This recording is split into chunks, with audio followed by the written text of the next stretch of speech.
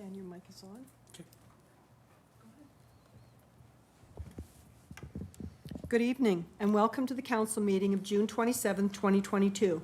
The meeting is being live streamed on Facebook Live, and the most up-to-date meeting package is on the Town of Kentville website. This meeting is called to order. Have all of the councillors received and reviewed their meeting package? Does any member of council have information pertaining to a matter before this council which has not been publicly circulated?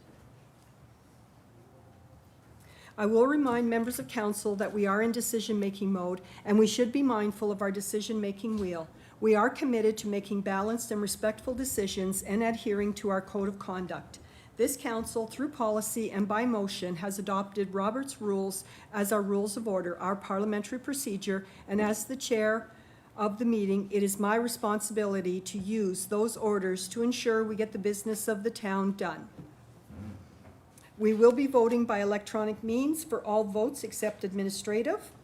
And are there any conflict of interest issues we should be aware of before the meeting commences? I note that all members of council are present and we have quorum. We have been provided with a proposed agenda. Are there any further additions or deletions to this agenda? Councillor Maxwell? Thank you. I'd like to add EV chargers to the agenda, please.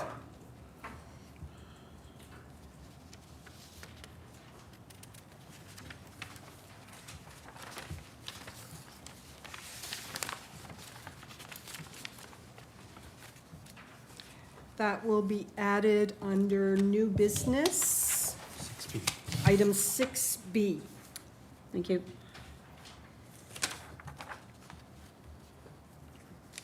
Do you have any documentation or anything that the council needs to see prior to beginning that? No, I don't. I think Okay. I'm just looking for a discussion and perhaps a motion from that discussion. Okay, thank you.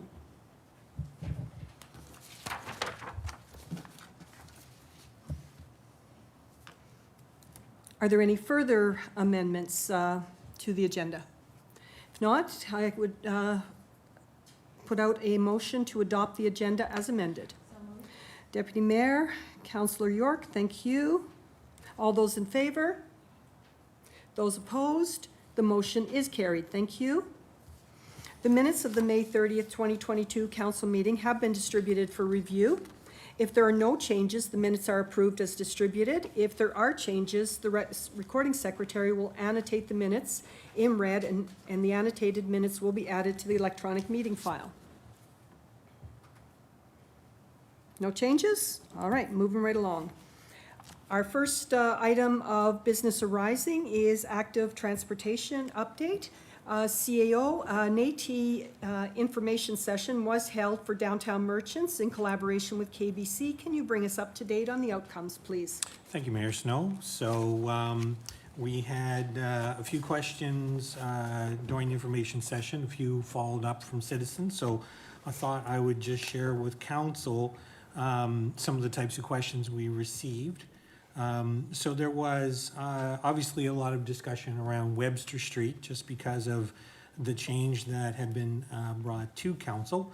And during our information session, of course, there was lots of discussion around the bollards and so on. There has been a discussion took place between Public Works and our fire department, who are okay with the plan that is in place. There's a few modifications that will have to happen around curbing directly outside of the fire department, but that will accommodate particularly the larger truck. And with regards to the dividers along Webster Street, there was some questions put forward around the flexibility or the ability to remove, and those would be pieces that would be working with the potential contractor who would be doing the work. From a funding perspective, there were a number of questions around overall the funding, but also for this year. And of course, the funding for this year's work is in the budget, which has been passed. A couple of questions around streets being changed to one way, which there are no streets are being changed to one way. And then essentially costs around, questions around long-term operating concerns, snow removal, so on. And a few folks as the discussion went on, talked about other work that was in and around the active transportation route, like why is the intersection at the Ultramar being included? And of course, it's similar type work for curbing and things that need to be done. So we felt that that would be a separate piece that could be done at the same time by the contractors who were there. And some questions around plowing. So mostly if the active transportation route is going to be maintained, should the Harvest Moon Trail be plowed? And of course, the Harvest Moon Trail isn't plowed in the wintertime. And then some conversation took place around River Street, and at one point there was a proposed trail there. So those were kind of the breadth of the questions that came in, both in the session. A few folks followed up afterwards. I felt that during that session, at least the questions that were put forward, there were answers that satisfied those individuals with the questions that they brought forward. And I think that's about the breadth of it. Excellent. Thank you very much, CAO. Are there any questions, Deputy Mayor? Thank you, Worship. So I know, I believe it was Mr. Cleveland that asked about the total cost of it for this year, the town's cost of it, which is $266,000. And I'm referencing Mr. White's letter that I know will come forward later on. But there was a question around sort of the effect that this will have both on residential and commercial tax rates, which I know there isn't any this year. But then there's the question about forecasted increases on a go-forward basis. Can you make any comments around that at this juncture? Or if you prefer, we can wait until we cover off the correspondence at the end. Thank you. As council is aware, we have a very healthy growth rate in our overall assessment, not just from new construction, but the increasing value of the homes and the businesses in the community. And so I would not anticipate that we would be bringing forward any budgets to council anywhere in the near future that would see incremental adjustments to the tax rate. I think the important part with all of this funding is the fact that we're able to leverage both federal and provincial funding to such great extent that effectively it's 73 1/3% or something like that. And so, the particular section this year where we're focusing on adding the pathways, but of course this dovetails into a lot of work that's going to be happening, particularly in and around downtown, that is work that otherwise would be 100% town dollars. So I recognize this is a new piece. However, much of the go forward is actually enhancing the existing. Thank you very much. Councillor Gerard. Thank you, Worship. CAO Troke. In future, when we start to, and this isn't really manipulating a roadway, but I think at least in this case, EHS, fire, police, right? If we're taking a lane away, should be asked what they think. And another question I've got.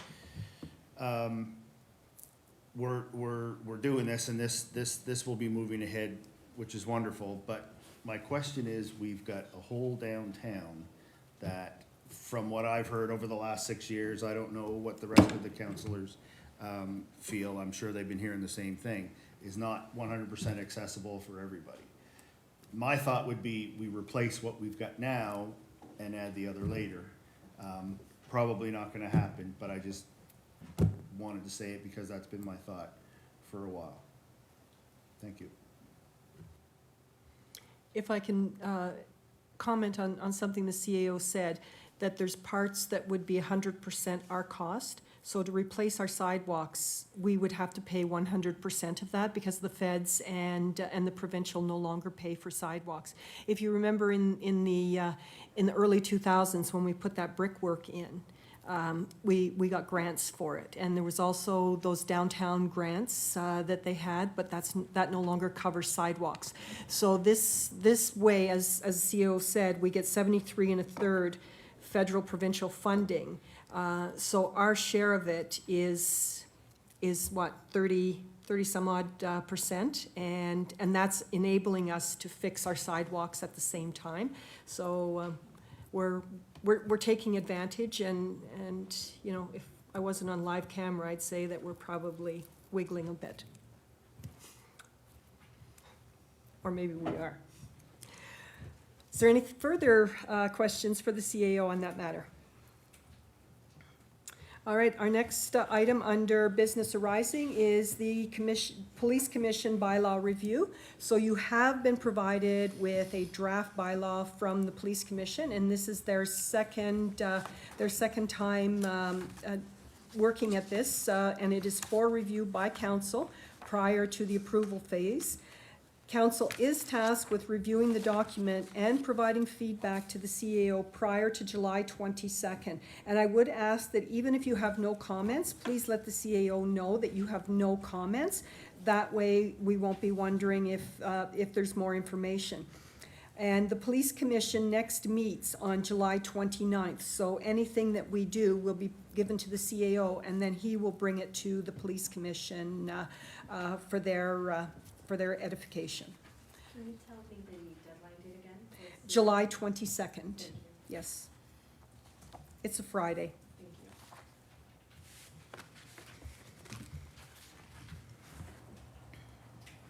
you. All right, moving on from our business arising, we'll move, oh, sorry, Sorry. Deputy Mayor. Thank you, Your Worship. Through the chair, of course, we have Councillor Maxwell and Councillor York that both sit on that commission. And I'm just wondering if there was anything that's peering at them that maybe they might want to comment on. I'm not on Police Commission, of course, and, excuse me, I've never been on Police Commission. So I'm going, you know, just by what I'm reading here, but I'm just wondering if there's anything from either one of them, perhaps, that they may wish to add to this for clarity or not. Thank you. Councillor Maxwell. Thank you. Through the chair back. Some changes were made based on what came through to the Police Commission from council before. So I think that the Police Commission believes that this final document is the final document. So have a look at it, and hopefully it'll be the good one. Thanks. Thank you. All right, we'll move on now to our recommendations and reports. The recommendations arise from the CAC meeting on June 13th and will be moved by Councillor York. Councillor York, the mic is yours. Thank you. Sorry. A recommendation to Council for the temporary borrowing resolution. At the June 13th, 2022 meeting of the Council Advisory Committee, Director Kroll submitted the temporary borrowing resolution for the town's 2022-2023 capital program for $1,502,900. Council Advisory Committee recommends that Council authorize the temporary borrowing resolution TBR 22/23-town in the amount of $1,520,900 in support of the Schedule A capital projects. I so move. Seconder? Councillor Gerard, thank you. It has been moved and seconded that council approve the temporary borrowing resolution TBR 2223 town in the amount of $1,502,900 in support of Schedule A capital projects. Is there any discussion on this matter? There being no discussion, are you ready for the question? The question is on adoption of the motion to approve the temporary borrowing resolution TBR 22/23-town in the amount of $1,502,900 in support of Schedule A capital projects. Voting is now open.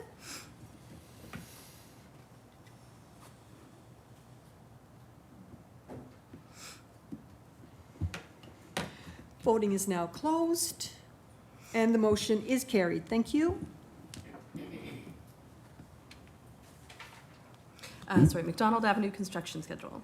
At the June 13th, 2022 meeting of the Council Advisory Committee, Director Bell reviewed the changes to the McDonald Avenue construction project costs and requested a revised construction schedule to budget to Council. Council Advisory Committee recommends that Council approve a revised construction schedule for the McDonald Avenue project, and further, that it is contracted as a 2-year project, and further, that year one project expend the budget $1.64 million, and further, that the remaining $1 million in work be completed in the 2023 construction season, and further, that Council pre-approve $1 million for the 2023-2024 capital budget. I so move. Sorry. Seconder, please. Councillor Gerard, thank you. It has been moved and seconded that council approve the revised construction schedule for McDonald Avenue project, and further that it is contracted as a 2-year project, and further that year one expend the budgeted $1.64 million, and further that the remaining $1 million in work be completed in 2023 construction season, and further that council pre-approve $1 million for the 2023-2024 capital budget. Is there any discussion on this matter? Deputy Mayor. Thank you, Worship. I had probably 3 or 4 phone calls from residents up around that area. So I'm just questioning about this. When we did Burke subdivision, I'm assuming that we sent out a flyer of sorts to the folks up there. How many residents will this project affect? And I'm wondering if it's possible, I mean, other than by doing it by live stream, if we can somehow advise them that we're doing this in 2 stages over a 2-year span rather than just the one as originally had come down in the capital budget, realizing that there, were considerable overages, expenses higher, so. CAO, can you take that, please? Thank you. Can do, thank you. So 2 parts. First, it's, documentation out to folks first, kind of do the mail drop in everybody's door, kind of outlining is something we certainly do. And then part of the piece, and particularly when we were doing Burke's, is the contractors were regularly giving folks feedback onto if a certain section was going to be impassable for an hour or 2 or whatever. So certainly we can make that a condition, that the expectation that conversation will be ongoing. But we can certainly put documentation together and make sure that it's dropped at everybody's door, and we'd have our public works crew go and deliver that as soon as we would sign the documentation to commence. Okay, great, thank you. Are there any further discussion? If there's no further discussion, are you ready for the question? The question is on adoption of the motion to approve a revised construction schedule for the McDonald Avenue project, and further that it is contracted as a 2-year project, and further that year one project expend the budgeted $1.64 million, and further that the remaining $1 million in work be completed in 2023 construction season, and further that council pre-approve $1 million for the 2023-2024 capital budget. Voting is now open.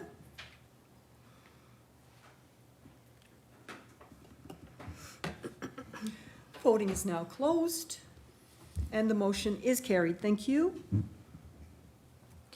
At the June 13th, 2022 meeting of the Council Advisory Committee, Director Bell presented the sanitary sewer capital budget for 2022-2023 for review and approval by Council.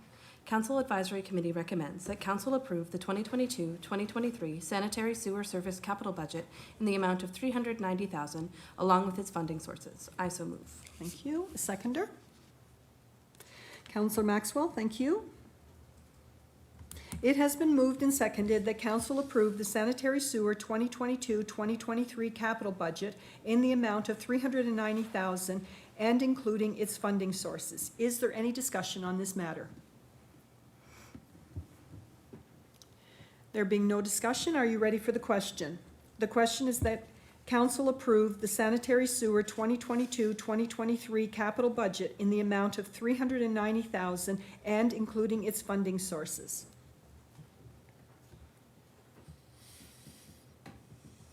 Voting is now open.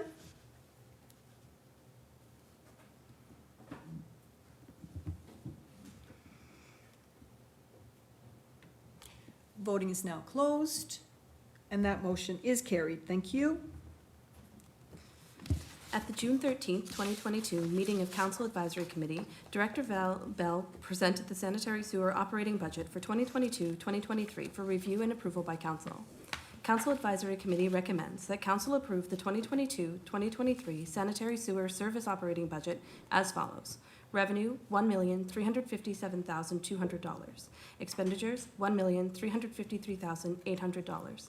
Surplus, $3,400. I so move. Thank you. Seconder? Deputy Mayor, thank you. It has been moved and seconded that council approve the sanitary sewer service 2022-2023 operating budget as follows. Revenue of $1,357,200. Expenditures at $1,353,800 with a surplus of $3,400. Is there any discussion on this matter? There being no discussion, are you ready for the question? The question is that council approve the sanitary sewer 2022 operating budget as follows. Revenue of $1,357,200. Expenditures at $1,353,800 with a surplus of $3,400. Voting is now open.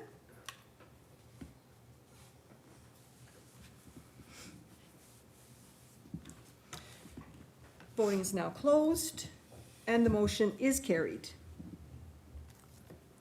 At the June 13th, 2022 meeting of the Council Advisory Committee, CAO Troke presented the PACE program to Council, which would see residents purchase and use more energy-efficient equipment like heat pumps in their homes. The project would be funded and implemented in collaboration with the West Hants municipality. Council Advisory Committee recommends that Council approve a joint application to the Federation of Canadian Municipalities Community Efficiency Financing Program for feasibility with the West Hants municipality, and further, that Council authorize a maximum of $10,000 contribution to the application process undertaken by PACE Atlantic Community Interest Corporation. I so move. Thank you. Seconder? Deputy Mayor, thank you.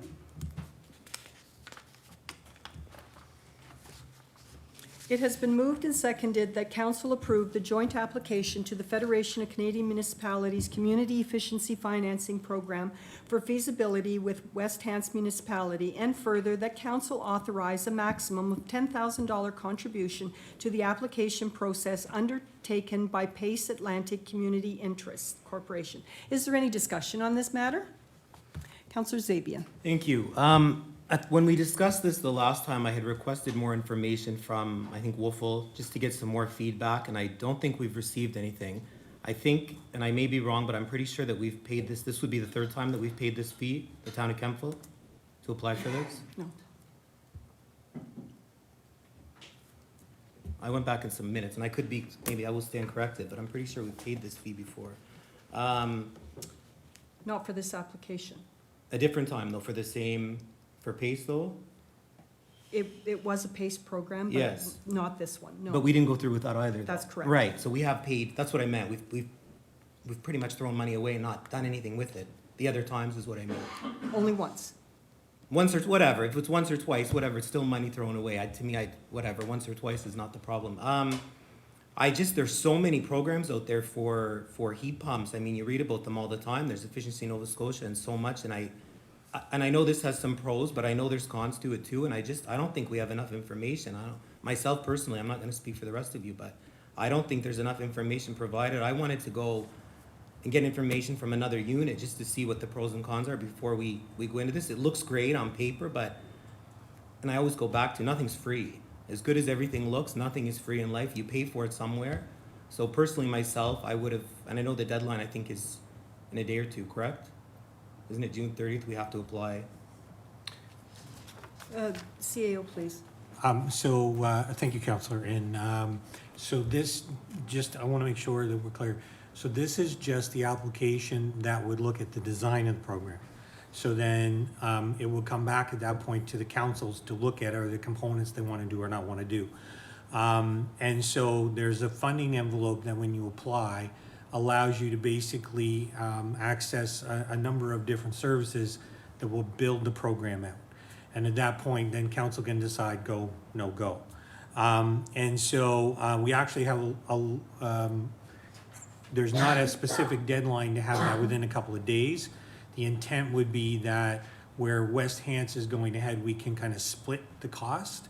So we're basically making an application together that then, if acceptable, kind of all of the information will be done by Pace Atlantic and the parties that they're working with to come back with kind of a broad program. So it's kind of, the two units would be working together to come up with something council could review. And at that point, if council chose not to go ahead, you could stop. Or if you chose to go ahead, then that document would be what you want to build out when you're applying for the bigger grants, then through either FCM or however you're going to finance it. Right, no, I understand that, I understand what the process is, that's a lot of money to kind of put in an envelope again and then maybe not move on forward with it, and I would have liked to have seen more information from another unit who's gone through the whole thing and hear the pros and cons before we, and I know some people think up to a maximum of 10,000 is not a lot, but to me it is, so, thank you. Councillor Maxwell. Thank you. I'm wondering, CAO, if, I'm pretty sure other units have already been involved in the program. I think Berwick has had it and Wolfville has had it. And so they've been through this whole process once. And I have heard some good points about it, but I've also heard some negative points about it. And it would be nice if we could ask their CAOs and get some information as to what the drawbacks of that program that they experienced were. And, before we go ahead, maybe we can go with this, but I think we really need that information before council makes a decision, certainly to move forward with the program. And I do remember us looking at PACE before. I think it was given in a different kind of light. I think at that time, we were on the hook as a town for most of the cost, or it was going to be financed through the town. But I think we're looking at financing through FCM, which is different. But I would like to know the pros and the cons from some of the units that have already been through this. Thank you. CAO? Thank you. So a couple of things I would just say is that in the Berwick situation, what they've done is moved over the financing side to a private entity, and I think it's largely being done through the credit union. So one of the pieces on their end was just the amount of money that would be available. In the Wolfville scenario, what happened is they got oversubscribed very quickly. And so the only reason that I'm not going too deep into the Wolfville is that they're actually going to be briefing their council in the coming months. And so it would be appropriate to let their CAO brief their council so their council can make their decisions around that. The only piece that I can say is that they basically, their monies were committed very rapidly. I think the piece that we're looking at here and why, from an investigative perspective, it's worth shaping out what a program would look like is that things like, types of housing, income thresholds for most of your citizens, those kinds of pieces are important because it might be that, and you probably will recall, some communities specifically went to solar, didn't do anything else, versus others looked at having a larger component of the energy retrofit to allow also for some home modifications, so maybe disability or whatever. And so it seems as though everybody's kind of tweaked their programs to be specific to their community. And this is kind of looking at that part that said, if you were looking broadly at the community and what the statistics show us and what we're hearing from a perspective of the biggest needs, then this is about designing what would be best suited for Kentville, but then ultimately council could decide based upon that what they would want to do or not want to do. And I'm sure you're absolutely right that many communities who may have gone out the door one way might do it different now. But I also think that what the benefit you have is that the design of this upfront now can take all of those things into consideration. I have one more question. If that's Go ahead. okay.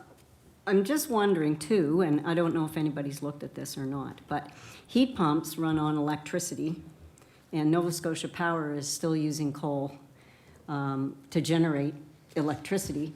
And so are we really accomplishing the green effect that we're hoping to get from heat pumps? And maybe perhaps that's why other areas have gone to solar, or even better would be wind, which would be totally green.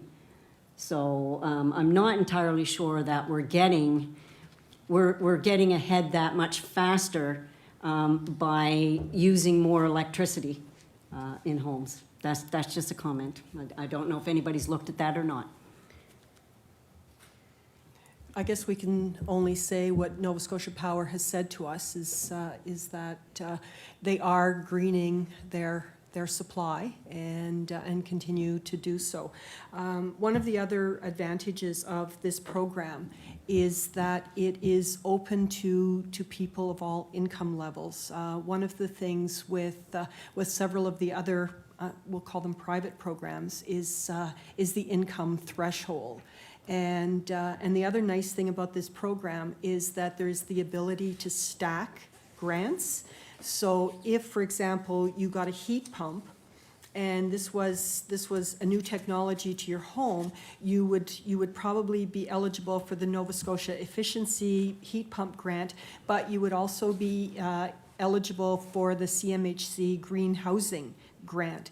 And if you didn't know, you would never know that those things were available. So all of that research is put into to this program. And as the CAO mentioned, Wolfville had a very successful uptake on it. From an FCM perspective, they're still talking about Wolfville's uptake because it was actually greater than the City of Toronto in 4 years when you make those comparisons. Deputy Mayor. Thank you, Worship. A question for the CAO through the chair. In terms of us doing this combined with West Hants, we would be saving roughly how much by doing this as a joint application? I believe that the expectation would be that any group coming forward now, you'd be putting about 20 to 25,000 forward. So Okay. the way this would be structured would be 10,000 from Kentville, 10,000 from West Hants, 5,000 from Pace. Okay. And the residual of the grant, up to 180,000, would then come from FCM. Okay, so an overall savings for us by doing this as a joint project. Correct. Thank you. Councillor York, did you want to speak to the matter? I did. Okay, sorry, I had you still on from No, from no, when it's you all were- good. Thank you very much. And I apologize, his name escapes me, but the gentleman who presented from the PACE program Julian. did speak to the equity of the program and how applicants were able to actually get their foot in the door. So there are a lot of, to Councillor Davian's point, there are a lot of other programs that are available to residents. However, I think what he was saying was that the PACE program levels the playing field for applicants to actually be able to qualify for funding. And that's, a big pro in my book, that it does make it a little bit more equitable for the residents in this town. I think he said the stat was that if you had missed a bill with Nova Scotia Power ever, or you were late on your bill repayment, that you no longer qualify for funding through them. And anyway, so I think there is something to be said for the equity of a program like PACE. So thank you. Thank you. Councillor Zabian. Thank you. I'm just not only concerned with the fee if we don't move forward, you gotta look at when it, if it is implemented. I mean, there is gonna be a cost to us, maybe not to collect the money, but I mean, we've gotta collect the money back from the citizens, and not everybody, there's gonna be situations where people can't repay, and then what happens? I mean, there are consequences, and I know you can put liens on properties, but we become a bank, essentially, in one way or another, whether we hire someone, like, CEO, you mentioned, I think Berwick, you said, was using some kind of credit union to collect the money, or, I mean, who pays for that portion of it? The town, or there's a cost to us somewhere. Nothing, and I said it 20 minutes ago, nothing is free. So everything looks good on paper, but there is a cost somewhere, and we're gonna pay that cost somewhere to implement this program. Thank you.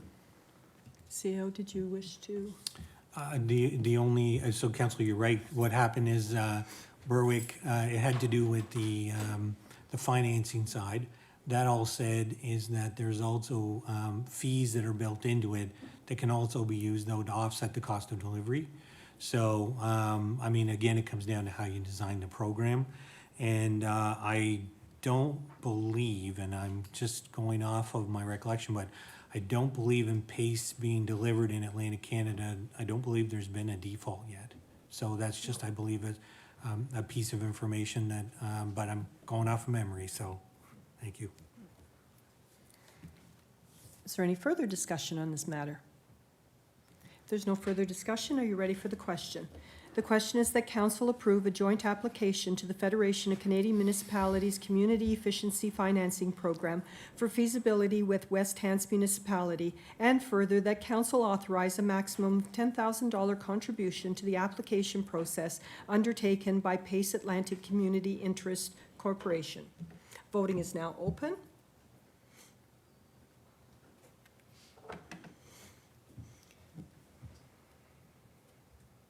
Voting is now closed, and the motion is carried. Thank you.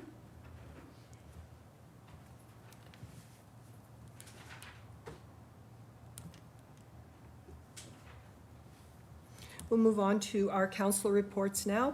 Reports will be presented and are part of the record of this meeting. Councillor Gerard? Your worship, I was lucky this month and I didn't have any meetings. Excellent. Well, thank you. Councillor Huntley? Thank you, Worship. Just a couple of meetings, actually. One was at the Valley Wren and Liaison and Oversight Committee, and we're into discussion of the draft from the IMSA, meeting. And most of my meetings are quarterly, so you won't see those until the next report. I had a few Kenful events, public hearing, town forum, and then I get into the conference that I attended at FCM. I did attach notes.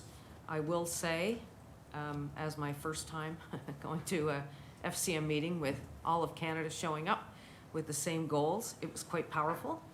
But the one thing that I noticed was it didn't matter what size you were, city, town, any rural, you had the same equal voice. They listened to your concerns, and it was enlightening in a way. Like, for example, we talk about,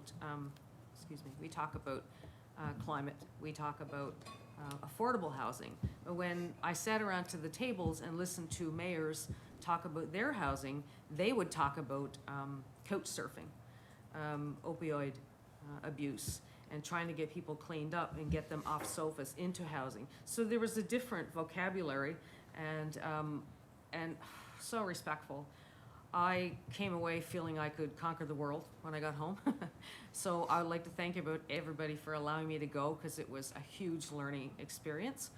And anyway, and then for the rest of the month, I've attended 4 AGMs so far of Chrysalis House. We went to Halifax to the Immigrant Services one, and Valley Regional Hospital Foundation. And the Valley Wren AGM. Wow, everybody in this town are working so hard, and their passion to make every place that they're working in successful. And I just want to give everybody a shout out for sure. And then one of the last parts that I so enjoyed was the Pride Summit at the Municipal Building of Kings. Oh my gosh, so respectful. I so enjoyed it, and I almost didn't want to leave the building, because it was a very warm environment. So thank you to them for sure. I did attach all my meeting notes to the conference, and there's quite a bit there to read. But so many of the topics that I'm already passionate about besides housing, and it was, tourism, physician recruitment and housing, mentoring, and it's funny, more people that I spoke with, they're just getting into mentoring now where they live, whereas I could already speak to, we've already been into that now with going into year 4 or whatever it is. It's close to that. A lot of discussion in transit, huge discussion on electric vehicles there. Like, it's almost like they've elevated to another scale. There was a awesome presentation by cooperators, sorry. And the one question that they talk about, do homeowners know their flood risk? And, they got you to do a little test on, where you live, and you put in your postal code and your address. And it was interesting to see, not that I would have guessed any of it, because my husband normally helps me with that.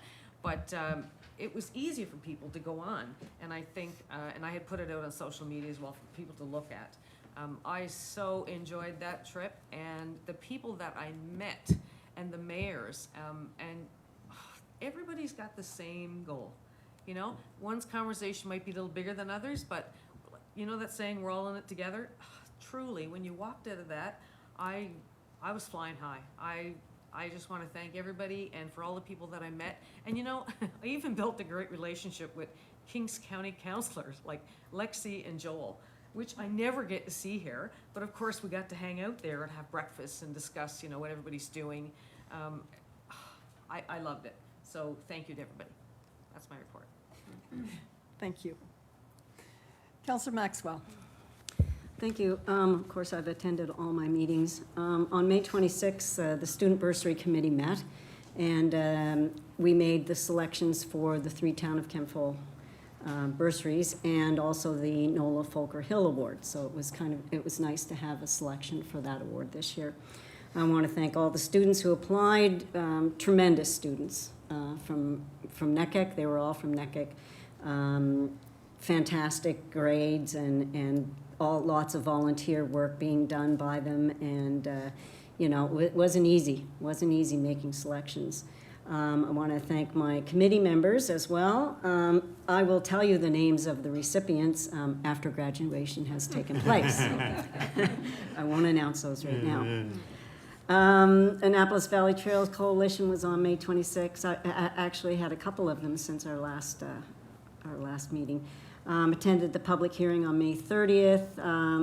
That was to change the old Live building on Main Street from commercial to residential designation. We had no public comments at that one. The Annapolis Valley Trail Coalition also had an AGM, which I'll talk about in a minute. I also attended the Inclusion and Accessibility on June the 10th.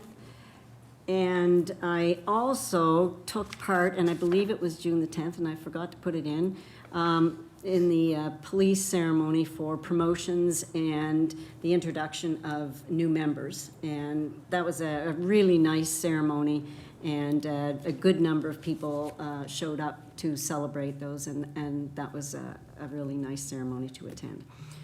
So, with my reports here, Annapolis Valley Trail Coalition, the first one, the coalition has sent a letter to DNR, Department of National Resources, seeking assistance with storm damage and cleanup. We have also asked them to place a representative from their office to sit on our board, so to have a rep sit on the board. The Kingston, for those listeners, the Kingston Old Mill Trail is now open and fully accessible, which is kind of nice. I think it's one of the few sections of the Harvest Moon Trail that is fully accessible after being closed due to storm damage. The Harvest Moon Trail now is good down to Kingston. So I think I told you last time that there were sections that were badly damaged through storm. Now you could pretty much go from Grand Prairie to Kingston pretty safely. All right, you wouldn't have too much difficulty. A 5% increase was budgeted for salary and benefits. Services was increased from $2,500 to $3,000, mostly because of all the work being done due to storms. And a mileage increase was done to the provincial rate, so brought it up to the provincial rate. The work plan was reviewed. Our kiosk is not on the plan, as the coalition is waiting on our Town of Kemptville plan, where we want it to go. So I think my recreation department is doing some work on looking at the trail and where they would like to see that go and so on, but I'm sure they're busy with some cleanup and so on as well. The group was really enthused, and I want to pass this on, about our connector plan for connecting the east and west end of the trail. So they wanted me to pass that on and say, it looks fantastic and thank you for doing that. So that was a big thing. Also, the Trail Coalition received 2 summer student grants, which are going to help with trail maintenance, so hopefully we can move through things a lot faster. The chair gave her report and called this past year a year of highs and lows. The lows were all the storm damage, managing user expectations. They've, of course, had some complaints, people not realizing that, the damage was from storms, I guess. And the rising costs to do that work. As we've heard from CAO, their costs are rising everywhere. The highs included a continuing rise in user counts. And so the user numbers on the Harvest Moon Trail are way up. And what they're noticing is that first thing in the morning and in the evening. And so what that indicates is that the trail is actually being used for an active transportation route for people to get to work, and because of the time. So it is being used for a lot of what it was designed for. And so it's kind of nice that, that our AT plan is going to connect into that. All negotiations with landowners have taken place for the development of the Western Loop and the Highbury School Partnership. So we are partnering with them, as I mentioned last time, to have their students work on trail maintenance and things like that. And they're also picking up certifications in chainsaw and other things. So they're really gaining as well. The board agreed to postpone some of the items in the work plan to make our primary focus resurfacing. So most of the focus is going to be on resurfacing the trail because of all the damage. Locations where maintenance is taking place will be listed on the website, Destination Trails, so users can consult that prior to making a trip this summer. So you'll know day by day where the crews are working, and so be able to adjust trips that way. We also had a presentation from the Soft Pine Wellness Company. A free session will be held in Wolfville on June the 27th. And that was the AGM, I do believe I went through. The Inclusion and Accessibility Committee, Town Hall update was given. The painted first step will be completed soon, which helps those people with visibility issues being able to see the stairs better. So they paint the first step so we can see that. An accessible parking plan is being looked into by staff. A letter concerning issues about the bridge has been looked at and adjusted by the CAO, as it will be sent from him to the Accessibility Directorate and TIR, Transportation Infrastructure and Renewal. So that's going out. Grayson Titcomb is leading our camp staff. He did an excellent presentation on equitable language. And I recommended after that session that council also be given that presentation, because it's nice to be up to date on what that language is. Now, did I skip one report? No, it doesn't look like it. Okay, so I believe, oh yes, I did.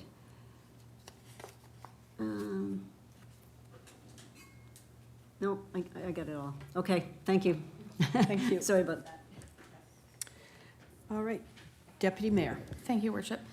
And I attended all meetings as required. June 8th was Investment Advisory Council, where year-to-date money weighted was negative 1.79. But when we measure that against the balanced income Canadian indices, it's a negative 7.55. So our portfolio is sitting at about 13.8 million. And I think I noted this in the last outline of this committee, that the markets have really 2 major things working against them right now: the war in Ukraine and the shutdown that's transpired in China due to COVID. So we had some really good discussion on rate hikes and how these rate hikes are affecting the markets. And we had some discussions on the consumer price index and how that's affecting our portfolio as well. But overall, we are doing quite well and keeping in line with our investment policy statement, which allows us to go into more equities, as folks know. June 16th was KBC.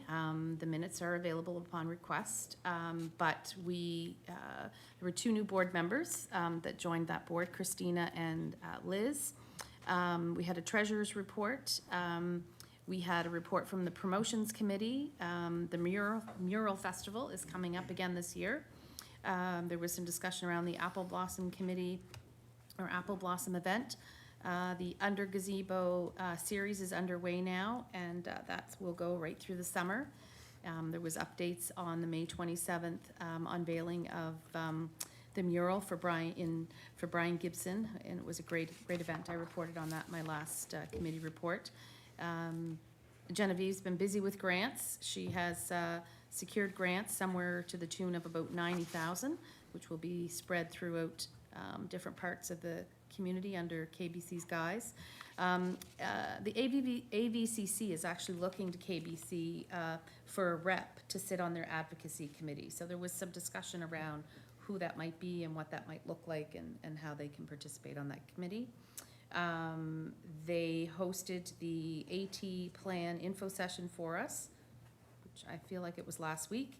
Was a very good session.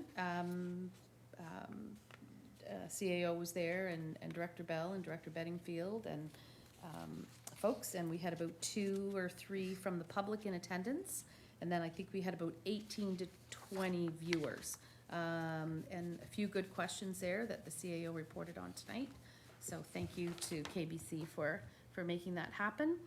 I was unable to miss Kentville Inclusion Advisory Committee, but Councillor Maxwell reported on that. May 25th was the Valley Wren ribbon cutting, where there's a collage of entities now. And this is a first for Kentville, and we should be proud of this. I'm really excited that CBDC, the Wren, and ABCC are all under one roof. It's a great team, and there's a lot of great collaboration going on there for them. May the 25th, I attended the Apple Blossom Festival opening ceremonies as Mayor Snow was away. May 26th, I attended the Brian Gibson mural unveiling. And special thanks to Jamie Peerless and her team for creating this amazing work of art, the work of art that celebrates a real legend in this town who gave back to his community and created some devoted boxers. So thank you to Jamie and her team, and to Brian. June the 4th was Kentville Rotary Club. I attended to help with that day. That was World Environment Day. June the 6th, I attended the Kings County Pride Month launch and flag raising ceremony.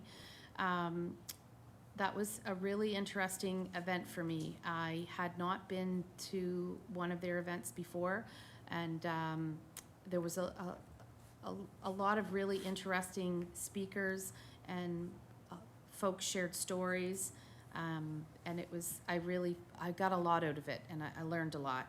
I just have a couple of words here that I wrote down, that we just can't take progress for granted. We need to continue to break down hatred. We need to continue to create a welcoming and accepting community, and it's important for us to consider any and all viewpoints, opinions, and choices. And this month is a time to learn, to open our hearts and minds, and to become more compassionate. June the 7th, I had a meeting with the CAO and KBC to discuss the AT information session that would take place. June the 9th was the AVCC Business Awards that I attended. I attended the AT Plan information session hosted by KBC, and then I've listed some correspondence received from Mr. Cyril White and from Ms. Sharon Kehoe. And that is the end of my report. Thank you. Thank you. Councillor York. Thank you. The pleasure of being York with a Y means that a lot of my notes have already been spoken to, so that's wonderful. I've attended all the same meetings that my counterparts have as well. The Police Commission meeting, which was originally scheduled for Friday, was moved till today. However, I wasn't able to attend because of the date change. Myself and CAO Troke, as well as Director Bedingfield, attended the Regional Recreational Facility meeting, which was happening last week. The committee itself is going to get together again in about 2 weeks and really figure out what it is that we're going to do for next steps and bring them to our councils. I had the great pleasure of attending the both Pride events that were held by the county, as well as the KCA and the Town of Kentville Pride event that was held in conjunction here in Center Square. It was absolutely phenomenal to watch students plan something, execute something, and then do it so beautifully. It was an absolute privilege to be there. I also had the wonderful privilege of being invited to speak to Madame Diatter's class at KCA. They had organized a cleanup of the marsh and of the town in general, and I met with them there, and we talked about what they had discovered about garbage collection and where they found it, what they found.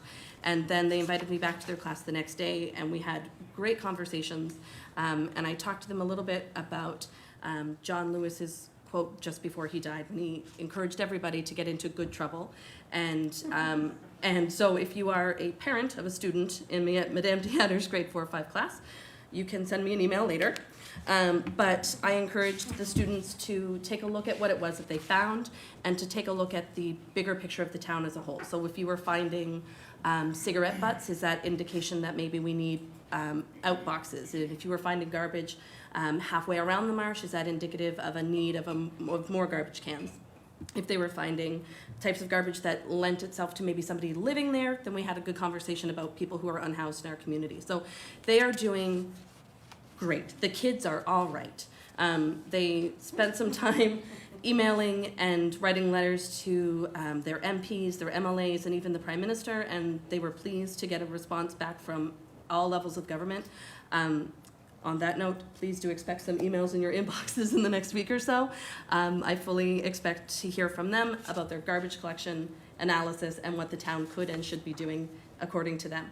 I also had the great privilege of attending the Chrysalis House AGM, and I have never attended something that was more impactful and uplifting, or frankly quite moving.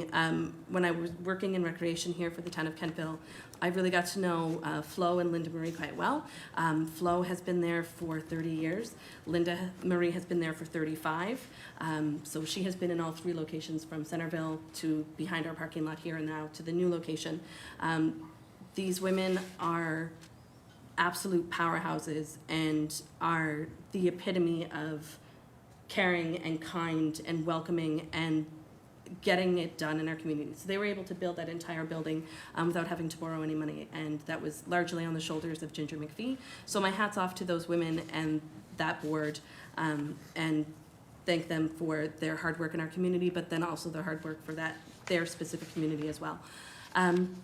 I, like my colleagues, have attended all of the council meetings, and Councillor Maxwell, you were correct, it was June 10th for the police meetings, or the ceremony, so that was lovely.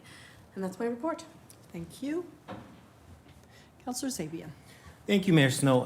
My report's in the file. Rather than read that, I am going to read 2 letters that we received from Mr. Cyril White. The first one was dated June 20th, and it was addressed to Mayor Snow and all of council. And it goes as follows. Dear Mayor Snow, Deputy Mayor Savage, and councillors, I am asking for answers to the following questions, some of which may have been asked in the past by others but remain unanswered. Number 1, does the mayor or town council have the authority to censor or totally ignore any or all written correspondence from Kentville citizens? This lack of respect causes much suspicion. Will a member of your group supply me with a hard copy of Policy G70? Question number 2. Regarding the legal dispute concerning the former Robinson property, I have heard... Councillor, you cannot speak to that. You have declared a conflict I'm of just interest. asking you a question about a You legal cannot matter. speak to that. I'm not speaking on the Councillor, matter. you cannot, you have a declared conflict on that matter, please. I'm not, can I finish the question? No. That's fine. I have heard, am I still on or have you muted me? Because sometimes I get muted, so I just want to make sure my mic's still on. Only when you touch the button do you get muted. You have muted me before, though. People watched it at home there, Snow. Anyway, I have heard that the legal advisor on this matter is a Halifax firm hired by the town of Kentville. Councillor, Is this you correct? you Question cannot number speak to 3. that. You cannot speak to that. You have a declared conflict of interest. Okay, Mayor Snow. Question number 3. I have also heard that the solicitor representing the town may also represent all councillors or an individual councillor on the same matter. Is this correct? Number 4. Are or will councillors' legal fees be paid by the town? Number 5. Does the town's liability insurance pay for any or all of the town's or councillors' legal fees concerning this dispute? If so, how much is the deductible and what is the cost of the premiums? Number 6. If a Halifax legal firm is being used in this situation and there is an insurance company involved, is the legal firm the choice of the insurance provider or the choice of the town? If this is the choice of the town, why not use the town solicitor or another local firm? Thank you to Kentville citizens, Kathy Maxwell, councillor, and Andrew Zabian, councillor, for deeply caring for the present and future of Kentville. Thank you as well to public presenters at the June 13th CAC meeting, Mrs. Sharon Kehoe, Mr. Mark Rogers, for your well-presented comments. I ask that this letter be part of correspondence on the June 27th council meeting agenda and read in its entirety during the meeting. This letter is addressed to all councillors, and therefore, perhaps, any one of the 6 councillors will read it during their report time. I also ask that all councillors respond to me in written format and answer my question, and with answers to my questions. As Kentville citizens, we are entitled to answers. Thank you, yours truly, Cyril White. And the next letter was dated on June 22nd. Just gotta enlarge this, I don't have my glasses. So on June 22nd, a letter came from Mr. White as well, addressed to Mayor Snow and all of council. Dear Mayor Snow, Deputy Mayor Savage, and councillors, a very important question was not asked at the Kentville Business Community Information Session of Tuesday, June 21st, 2022. Kentville's expense portion of the first phase of the active transportation plan is 26% of the cost. The 26% portion amounts to $266,000.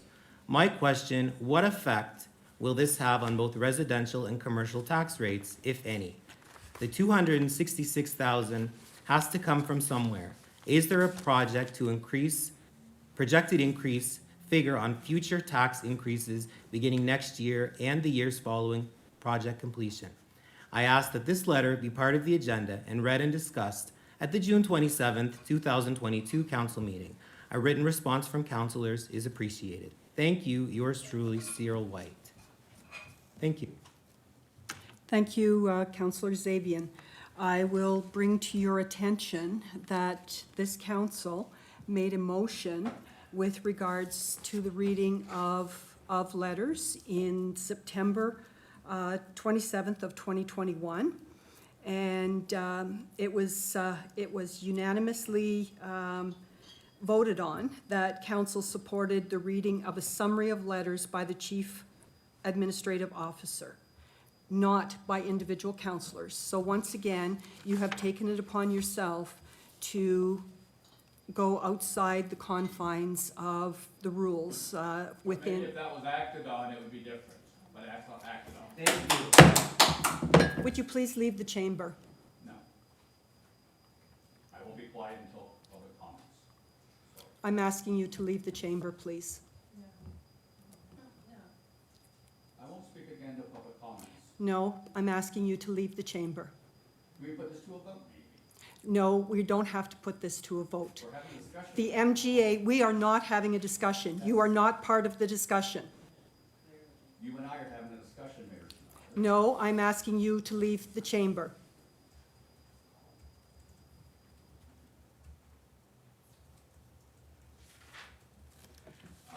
Yes, I will absolutely, I don't think that's necessary, Mayor Snow. I don't think it's Well, necessary to I ask the think it's a citizens. bit of a bad day for democracy when the public is asked to leave a meeting for which they elect the people to represent them. I don't think that's necessary for you to leave the meeting. So I will leave the meeting, I will be back, and this conversation will continue. Thank you. Are we not gonna talk about what just happened? You just asked the citizen to leave. This is their town hall. No, it We're isn't, here- actually. Whose town hall is it? Councillor Zabian, you're out of order. You do not have the Mayor Snow, floor whose to town hall speak. is this? You do not have the floor to Mayor speak. Snow, you just You kicked do the not citizen out have of the town floor to hall. speak. You Councillor, just kicked a citizen of the town of Kentville out of town Councillor, hall, you are and out not of one order. you can say anything. Councillor Zabian, you are out of Oh my order. goodness.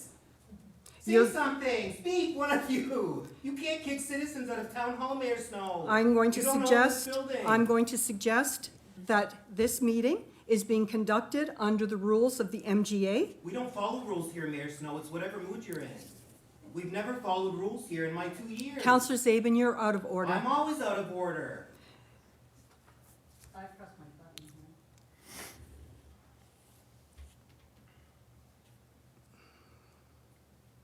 Counselor Zabian, according to Part 1 of the MGA, paragraph 21.5,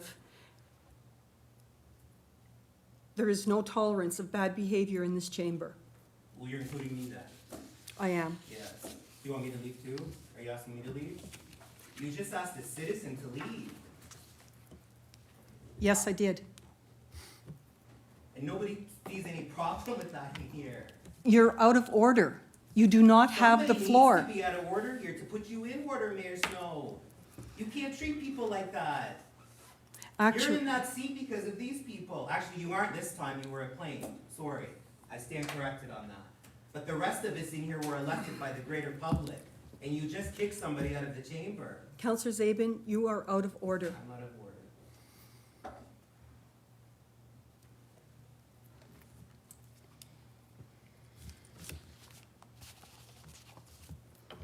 CAO Troke, would you take this opportunity to provide council with an update on the operational matters discussed 2 weeks ago at the CAC meeting? Thank you, Mayor Snow. So, since that time, the Valley Wren held their LOC, and at that meeting, work that was ongoing between the CAOs was discussed. This was the IMSA work. As outlined here by Councillor York, there was a facility meeting, so there was an update from the folks doing the work on that. There's going to be future meetings.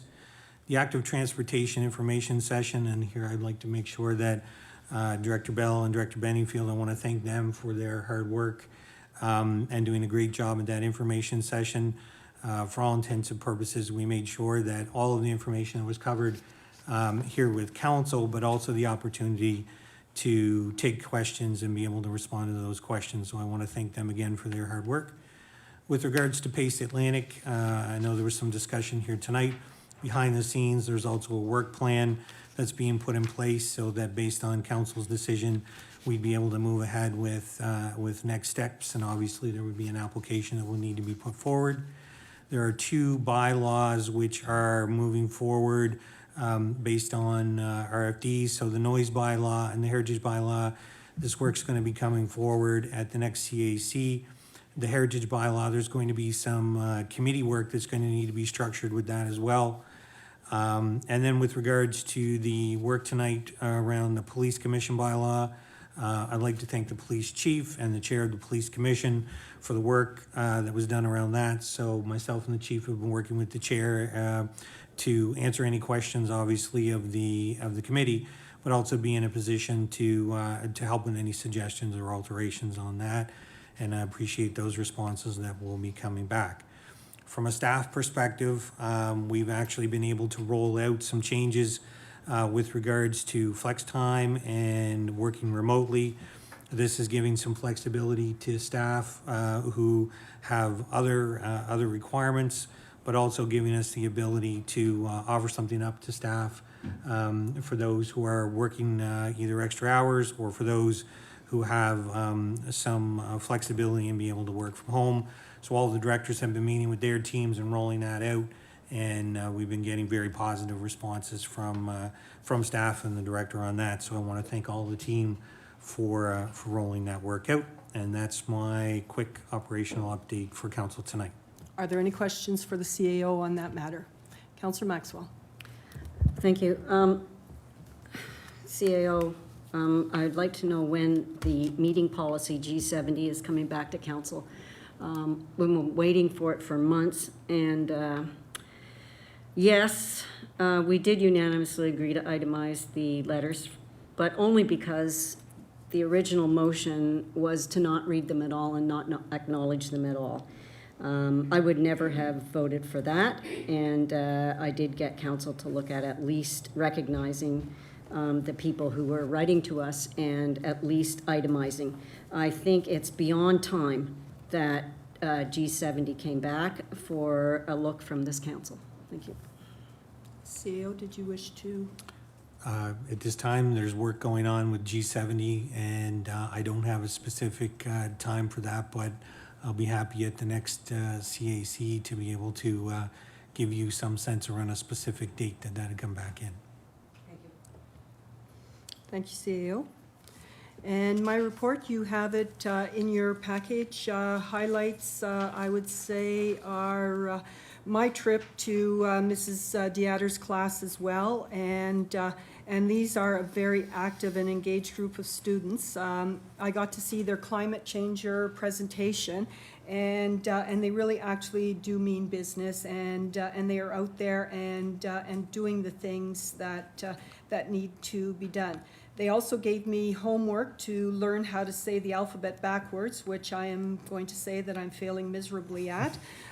So I will probably not pass grade 4 or 5 again. Miners Marsh, we voted, I think it was last year at some point in time, when people were asked to vote for their best place in Nova Scotia. And Miners Marsh was chosen, so they were doing filming on the 14th of June for that. We had the Relay for Life at Memorial Park again this year, and it was actually the Kentville and the Lunenburg Relay. So there were very few Relay for Lives done in Nova Scotia this year, just because of volunteers. VCLA celebrated their Literacy Mile again, and we started downtown and walked up to the 118 Oakdean location. And if you haven't been to the new VCLA location up at 118 Oakdean, all I can say to you is they have taken the parking lot and turned it into paradise. It's absolutely amazing what they've done up there with their gardens. The Kentville Police Celebration, we had the 2 new constables receive their shields. Constable Lutz was promoted to sergeant, and we have 2 new auxiliary officers sworn in by the chief. And the chief received his long service bar for 30 years of dedicated service. I also attended the FCM conference in Regina. It was an excellent conference. I've provided a report for you. Numbers were down from the last one in 2019, but that was to be expected. Some of our addresses were done via Zoom, but it worked out. However, they had a very good agenda, and the City of Regina did a great job of hosting. I included some of the cut sheets that I picked up while I was out there on topics that have been before this council, and that is my report. So if we move on to our new business, the first item that we have is the request for support for the Federations of Canadian Municipality Committee. And Councillor Huntley, did you wish to speak to this? Yes, thank you so much. FCM sent out a note to invite non-board members to apply for standing committees and forums. I'm requesting Town of Kentville support to submit my application for one of the committee's forum positions. If chosen, there would be 3 board meetings coming up into 2022, 2023. I said, you know, it's a great opportunity for us to be a part of a larger voice to help us continue our presence as a growing participant in the municipalities. And, you know, as I said earlier, when I walked away from the larger FCM conference that they had, I saw that our voice was respected, and I wanted to be able to continue that connect with them. So this is why I'm asking for this request. Thank you, Councillor Huntley. So if we put a motion to council, that council support Councillor Huntley's participation as a committee forum member with the FCM. And Councillor Huntley, I assume you're going to move that? Yes, so moved, sorry. Seconder? Deputy Mayor, thank you. It has been moved and seconded that council support Councillor Huntley's participation as a committee forum member with the FCM. Discussion, Councillor Zabian. Thank you. Just wondering who would pay for these trips, these 3 trips, if she was selected, the town, or Yes. It would be like if I was going to. are you? I don't think you're allowed to talk. Okay. Correct. Those are the rules, but I guess it depends who the person is. My apologies, Yeah. Chair. That was my fault. Sorry, I was writing something down. So this, the fees for travel would be borne by the town. Right, I think we've got enough expenses on the books, I can't support this, but thank you. Okay, thank you. Counselor Gerard? Councillor Zabian asked I was just gonna ask if there was any budget request. Thank you. Counselor Maxwell? Thank you. I want to do this in as respectful way as I can here. I so appreciate Councillor Huntley's enthusiasm for wanting to represent on FCM. I really do. However, I was really, I have to be honest, taken aback when I saw this on the agenda. I felt that it was also, I know, not just from Councillor Huntley, but I know that this had to have been run by the mayor as well. And I have several concerns here. First of all, I think we're running at 40%, 40-year high in inflation going on, and in not just the country, but particularly in Kenville, where we're being asked to look at this. Everybody, all our citizens are feeling the pinch from this inflation. Gas prices are soaring, grocery prices are are crazy, and I've been by the food bank on the days that the food bank is in operation up at the Catholic Church, and the lineups are getting longer and longer. I'm sure that pretty soon they'll be out onto Belcher Street. We have citizens in this town that are homeless. We have citizens in this town that are not getting a square meal. And, you know, there's just not enough housing, and they're tenting in the marsh and so on. And I feel that, you know, we could do better with this money. Further, we get email updates every week, usually not just one, but maybe several from FCM, weekly updates. Councillor, I don't know that you could bring back anything more than what we're already getting from those weekly updates. And we're only a small municipality, 6,000 to 7,000 people. And I'm not sure that we would get the value coming anyway from that, any more than what we have right now. It's a perk. It's a perk of the job. There's not very many of them, I will admit that. But I don't think we should be extending this to our council at this particular point in you know, what we're living through right now. The money would be better spent on you know, giving the homeless a night or 3 nights in a hotel, and some meals, and getting a chance to clean up and shower and things like that.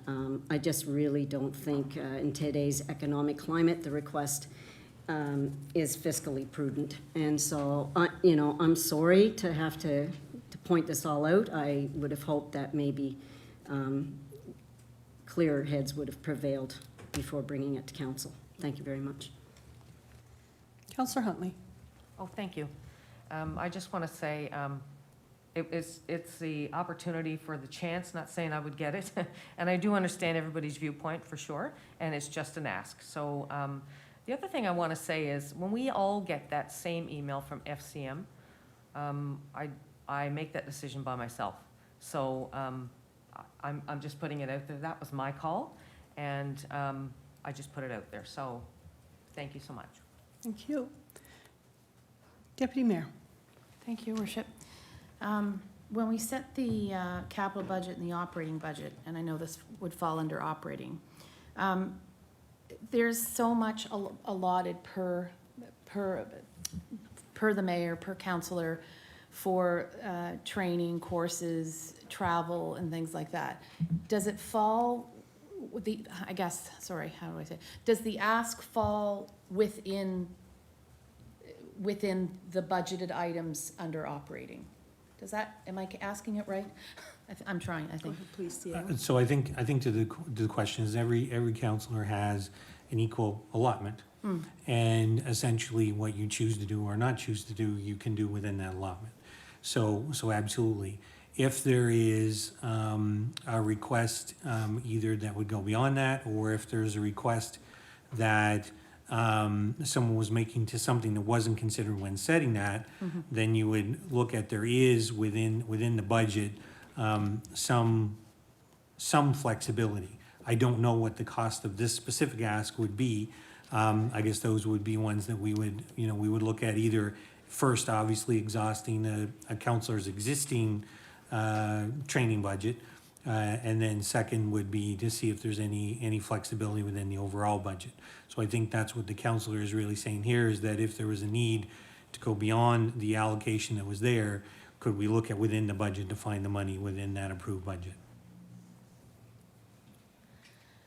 May I ask another question? So would Councillor Huntley's budget be exhausted at this juncture for the 2022-2023 year? And I mean, sorry, I asked that question. No, I don't believe so. Okay, I'll have a third question, or just maybe it's more of a comment. So in the event that she's selected, and she may not be selected, but in the event that she's selected, it would still have to come back to council to expense that, or no? Yeah, yes? There is two ways to do it. So yes, the alternative would be that council could say that direction could be given to the CAO within the existing budget to find it. Okay, But I would take my direction from council whenever they would want me to proceed on that. okay, thank you. Councillor York. Oh, sorry, Councillor Gerard, sorry. I got the order wrong. Sorry, Councillor. Thank you, Worship. Just a comment through the chair to Councillor Maxwell. The dire picture that she's painted, and I don't disagree with it, one might think spending $1 million on a bike lane is a little bit frivolous. Thank you. All right, we won't open that can of worms. Councillor York. Thank you. Is there any opportunity for this to be done, if you're selected, to be done from here? We just came off of COVID, and everything should theoretically still be at least having a Zoom option. Is there any information that you have that would allow you to do this from home so that it doesn't actually impact the budget at all? Through the chair, I'm sorry. At this point, I will say that the FCM conference was done with both options. And all of their meetings are done with the two options. Okay. Yes. Councillor Maxwell. Thank you. Speaking about budgets, I do have a bit of an issue with budgets. I've been looking at mine, and I noticed some things on my budget that I didn't spend, and this has happened to me before. I think we should be operating within our budget, and we should not be robbing Peter to pay Paul. So if I expend my budget, then I wouldn't expect Councillor Savage for me to then go and take Councillor Savage's budget to look after me, just because there's room in that budget, as a pool. And we've done this before. I think it's wrong. It gives the wrong impression to our citizens about how much we're spending. It's not transparent. And at some point, I would like to know why there are items budgeted to me that I did not expend. And so if Councillor Huntley can go to 3 trips within her set budget, then that's fine. But I certainly don't expect to be propping up some other councillor via the budget. Thank you. Thank you. CAO, did you wish to? Yes, and to Councillor Maxwell, please, if there's any items that got posted against your account, let myself or Director Kroll know, and we'd be happy to go in and take a look at that. Is there any further discussion on this matter? And what is required here is Councillor Huntley is not automatically on a committee. This just provides her with the ability to apply to be part of one of the committees or standing committees or forums. So this is for the application process. All right then, so are you ready for the question? The question is that council support Councillor Huntley's participation as a committee forum member with the FCM.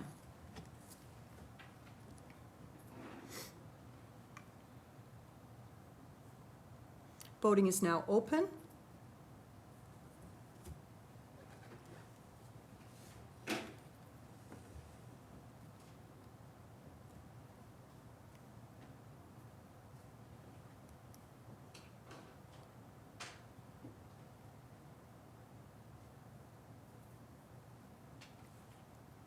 Are you voting?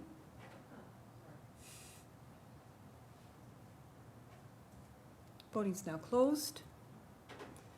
And the motion is carried.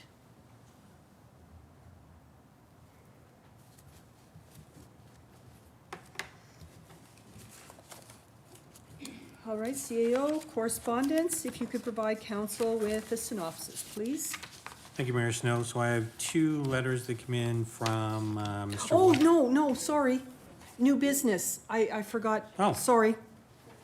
Jeez. Councillor Maxwell, EV chargers, item 6B. The floor is yours. Thank you. Sorry. I've had several citizens contact me after our last CAC meeting where we were talking about the EV chargers. And they were asking me, are we really paying for a cut rate for people who are using our EV chargers? Are we giving them a cut rate on the electricity charger? Are they paying it out of their own pocket? And it seemed, I was under the impression after that meeting that yes, the ones at Town Hall we were giving a bit of a break on. And if that's so, I really think, again, that, we should be discussing this as a council because, I can't afford an electric vehicle right now. And if I could afford an electric vehicle, I could probably afford to charge it. I'm doing well to be putting the gas in my car to go to Berwick twice a day, every day. So, I really think we need some transparency here for the public and for myself because I didn't quite understand what was going on there. Okay, thank you. CAO, did you wish to start? Sure, thank you, and I appreciate the comments. Originally, there was a series of applications that went to Nova Scotia Power and other grants, and it had to do with the lack of EV chargers in certain parts of Nova Scotia. So I think originally there was 100 chargers in which grants were sought out by different municipal units. And this was driven off of trying to attract individuals towards your downtown core where these chargers would be. And so in the first round of grants, Kenville wasn't successful. I think a few ended up going to Berwick perhaps. But then in the next go round, we were successful in getting a charger. So at this point in time, we were continuing on that this was something in order, as we understood, that there were maps that people who would have electric cars would look for where they could go and charge, and they would use those maps to locate their vehicles while they would be shopping or whatever. And so that was the premise behind finding a location first that would allow us to do this as efficiently as possible, but with the premise that we would be moving ahead with this was an attraction to drawing individuals to downtown. I too have had a few phone calls from citizens, and mostly though the premise is that folks seem to be thinking that we're going to get a charger and you have no capacity to make changes after you get it, and that's not true. So that once you have the apparatus that you can then allow for charging, then the decision around how someone would access it. So think about you have a lock on a locker. So if you have a key to that, then you can open it and access it. So do you charge for the key or whatever? That conversation is one that we would have assumed would have evolved as we started getting more chargers. I mean, the anticipation here is that we're going to be getting more of these and place more of these throughout town. And really, we were just starting off this direction from that conversation, but how can this be something that would attract individuals to want, with an electric car, who would want to be able to come downtown. So that was just the premise of this. And certainly just to the question that I've had, that, you know, if you, once you purchase it, can you then make changes to it? Absolutely. Once you have it, you can make changes to what you do or how you would charge based on that. So just want clarity on that. Thank you, CAO. Councillor York. Thank you. So I've had a couple of phone calls with citizens as well, and when we've discussed it, I've likened it to, well, first I remind them that it is an operational decision, and I probably shouldn't be speaking to it. However, I do then kind of liken it to our beautification programming or our benches. These are things that we buy to attract people to downtown, to keep them in downtown. And then also that council, their job is to think of those bigger picture things like our green initiatives and our active transportation initiatives, and not to be so in the weeds in the programming side of things. So while we don't set the rates for things like yoga programming and drop-in soccer, similarly, I think we can entrust the staff to manage these smaller sort of details in the bigger picture items that we've, as a council, have already agreed on. So those are the conversations that I've been having. Thank you. Deputy Mayor. Thank you, Worship. Councillor York pretty much said everything I was going to say. I've had a number of conversations with individuals about the EV charging stations, and I've sort of referred to it as an operational type matter, and that, you know, when in our operational budget, that it would have been embedded in there, like way down, but also look at it as an attraction piece for people coming into the downtown. So thank you, and thank you, Councillor York, for saying most of it. Thank you. Councillor Maxwell. Thank you. I can certainly appreciate incentive to come downtown. We're not Toronto, and I think if people are buying electric cars around here and we tell them you have a charger at the rink and you have a charger at Town Hall, they can easily find it. I think the time has come, and I'm just going to recommend that as operational as this is, that it's something that maybe staff might want to look at, and know that there is a buzz out there in the community that people are not happy about an incentive being given to people who are capable of buying a car, an electric car. And these are taxpayers' dollars that are going into paying the difference. And, you know, if our grants cover the whole cost of powering up, fine. It doesn't sound like they cover the cost of powering up. It sounds like they cover the cost of the charger.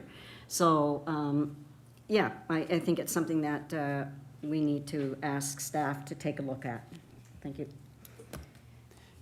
Councillor Zabian. Thank you. I've had many conversations with the public as well, and I mean, you know, I appreciate the comments by the council of enticing people to come to town, but how many electric cars do you see compared to gas? I mean, gas is still the preferred vehicle right now, so if you want to entice people, I mean, let's give them free gas and get them downtown. I would like to know, I don't even know, and I don't know if I don't know if you have an electric car, CAO, or you could tell me how much it costs to even power charge a car for an hour. I don't know what the rates are. I've never really looked at one. I don't think it's a huge amount, so I don't understand. You know, I think if somebody can find a charger and pay whatever the rate is, I don't think it's a big deal. But again, I look at this and I'd like to see this come back to council, and maybe with a little report from staff. I know I've seen them in the city. I've never looked at one, and I can't afford an electric car either right now, so you know, it's a great initiative to go green and all that, but I mean, at the end of the day, who are we really attracting? I mean, there's not that many of them. There's not that many of them out there. Thank you. Councillor Giroy. Thank you, Worship. I would agree with Councillor Zabian and Councillor Maxwell. I think just the fact that there is an EV charger downtown would bring someone downtown, even if it was a user pay. That would be my comment. Thank you. Thank you. Deputy Mayor. Thank you, Worship. It sort of borders along the same lines as what Councillor Zabian said, so I don't know. I mean, I don't know what the overall cost would be to the town on a per annum basis. Like, is it thousands? Is it hundreds? Do we even know? I mean, is it a minuscule amount of money? I don't know. And So it's the same, it's the same question that Counselor Zabian asked, so it probably isn't Okay. answerable at this juncture. Yeah, because who knows, right, how many people are going to use it, and it's operational. Okay, Thank you. that's it. So I will say that in conversation with the folks from Berwick last week, they were looking at the new chargers that they have just brought on, and they suspect, based on their initial configuration, is that it's about $1 an hour to charge a vehicle. And the other thing that I do want to mention, and I've only had one email on this matter, is that the town of Kentville actually led the way on EV charging. If you think about that EV charger that was put at the arena in the 2010 timeframe, that we've been providing free power from that since 2010, and the reality is that there's not even a mechanism to move a vehicle, so someone could actually plug their car in and stay there all day. Whereas, at Town Hall, our parking spots are based on 2 hours. So, if someone stays beyond their time, then they're going to get a parking ticket as well as a bill. So, I push it off to the CAO, and at all of your request, I would say if we could have a report come back to council, and it should probably come back to committee rather than directly to council. So perhaps if we could look at that for our July meeting. I'm sure there's some numbers that have come with the mechanism that we can look at a little more clearly. All right, my apologies, I had it written down and just moved right past it. So, back to you, CAO, for correspondence, please. Thank you, Mayor. We had 2 pieces of correspondence that came in. First was June 20th from Mr. White, who had concerns around correspondence that was not being read, and also had some concerns with regards to a legal matter here at town. Then on the 22nd, Mr. White wrote with regards to funding for the active transportation plan and wanting to know if it was built into this year's budget and if there were any tax increases. Those were the 2 pieces of correspondence for the record this evening. Thank you, CAO. And can we please confirm that these letters are available to the public with the package on our website? If they are not, I will make sure they are so. Thank you very much, CAO. All right, we are now at public comment. Citizens are invited to make comment to council on any matter currently before the council. Please state your name and address, and you will be provided with 3 minutes.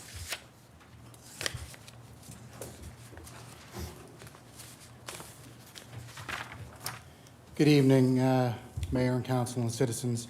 I'm Greg White. I live at 34 Alicia Boulevard.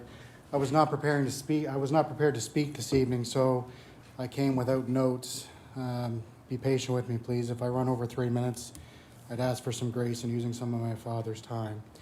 For those who don't know me or know me well, I'll try to be very quick. I was born and raised in Kentville, Blanchard Fraser Memorial Hospital, and I have lived within 2 kilometers from where I was born, and I have moved 5 times. I attended primary to grade 12 at the old KCA on the Hill, and I received my post-secondary education at NSCC here in Kentville. I began my working career 35 years ago, at the age of 12, delivering papers in Kentville, and I moved to McDougall's Drug Store, then to become a paramedic with EHS in Kentville, and eventually returned to our family business. Our family has been in business in this town for over 50 years, and to say we are proud of this town is an understatement.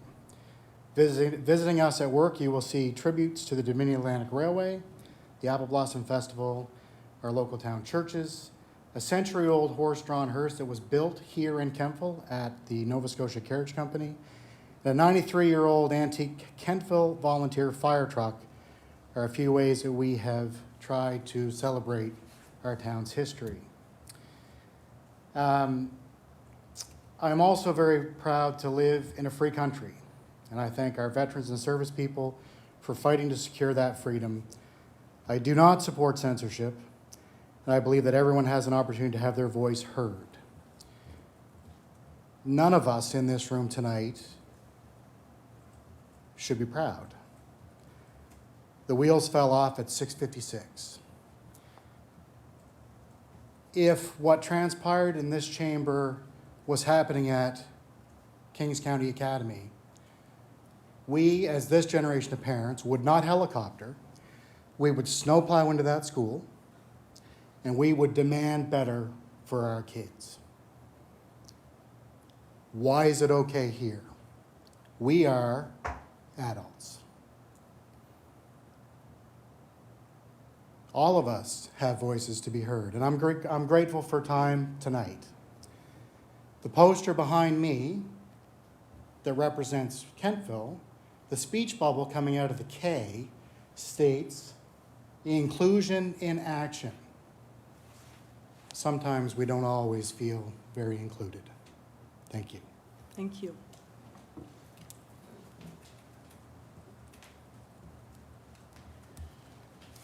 My name is Kate Smith, and I live at 27 Colonial Avenue here in this wonderful town that Greg alluded to. Kentville is proud of the transparency with which town business is conducted. Any resident who wants to be up to date on town business can easily stay in touch. Whether you need bylaw information, council meeting minutes, or want to chat with your councillor, you'll find all Kentville business information right here. I'm quoting from a segment on the town's webpage. Why does it seem then that some facts are being obscured when a resident of our town asks a question regarding expenditures of taxpayer money?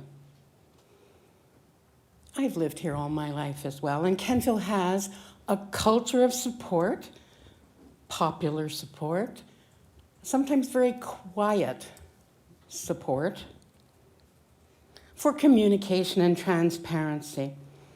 And during the pandemic of the past 2 years, I felt that fewer citizens were confident speaking up. The public services and wise decisions of our elected councillors are things we depend upon. Letters and emails seem to be going unshared and not being responded to. Refer to the meeting minutes of September 2021 and motions on the parts of certain councillors. It was referred to this evening. And Councillor Maxwell indeed referred to the initial suggestion about the reading of letters which received no votes, and then an amendment to summarize them. I don't believe at this stage I would have trusted a single one of you to summarize what Sharon Kehoe said and what Cyril White has said. Our presence 2 weeks ago at the CAC meeting was to show our elected mayor and councillors that our eyes are on them and their practices, and eventually our votes will show them our will. The excuse for not reading letters aloud are varied. Trust me, to the citizen writing for answers or proposing a bylaw, her concerns are valid and she'd like them to be addressed. Time-consuming, perhaps, unimportant, not to that resident. Whether it's an uptick in thefts from cars, a washout on the Miners Marsh Trail, a court case with a prolonged and costly timeline, or the need to address traffic circulation on a residential street, it is the job of the mayor, CAO, to allow the voice of the people to be heard, shared, and discussed, and responded to. To conclude, I would offer this. We live in a time where every decision made by council and mayor impacts the growth and future of our town.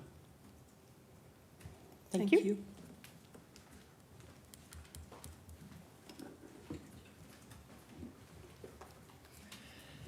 Good evening. I'm Marcia McNeil, live at 73 Grant Street in Kentville. And I also was here on the June 13th meeting. And a couple things kind of stood out to me. First of all, Director Bedingfield stated that the repairs to the splash pad were due to delays in shipping and COVID. Then we had Director Bell state that the cost of his supplies in his department were skyrocketing in his department were also due to shipping delays and COVID. COVID's had a big part in everybody's life. And it's okay for a lot of people to blame COVID this, COVID that. It's still here and it's still COVID. But then we have the Robinson property. They missed a few deadlines, which we know. But we also have to remember that Andrew is not a contractor. Andrew is a businessman. And he was about to build a $3 to $4 million property in the town of Kemptville. But because he missed the odd deadline, because of COVID, he wasn't allowed. COVID was okay for everybody else, but it wasn't okay for Andrew. Not to mention, he also had the loss of his father. Now, instead of working with Andrew, you just stopped. You didn't work with him as a businessman, a reputable businessman, I might add. You blamed a few missed deadlines. But it was okay for your town people to blame COVID, but it wasn't okay for him. So now you're about to waste $250,000, we don't know, but we know that the legal fees for a Halifax firm up until 2023, this will drag out, and those bills will continue to accumulate. So, as the mayor opened her tonight's meeting, she said that council and her were supposed to make balanced, and I'm quoting what she said, balanced and respectful decisions for the citizens of Kemptville. Do you really think the citizens of Kemptville want you to go ahead with a dragged-out lawsuit and waste $200,000 or $250,000 when we could turn around, forget about it, and have a multi-million-dollar new build with much-needed residential units above it, and the growing of the young fellow that spoke at one of the other meetings, the New Scotland Candle guy. That's he just kind of got washed under the rug, that guy. I don't personally know him. I just know he has a candle business in Kemptville, but I mean, any young person in business today is struggling, and yet he wanted to expand into Andrew's building and try to grow his business in the town of Kemptville. So I think you all need to sit back, take a breath of fresh air, and rethink your decision on this. Thank you. Thank you.